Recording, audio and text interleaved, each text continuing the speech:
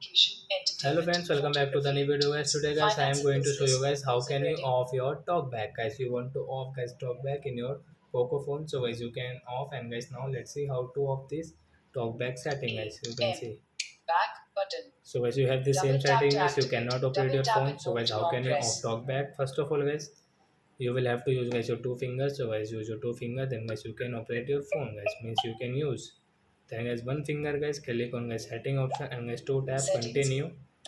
So Settings. guys you can see guys your Settings. setting Autogrid. option, then guys scroll with your two fingers, then guys you can see additional setting, one finger tap, and Additional guys set. two tap.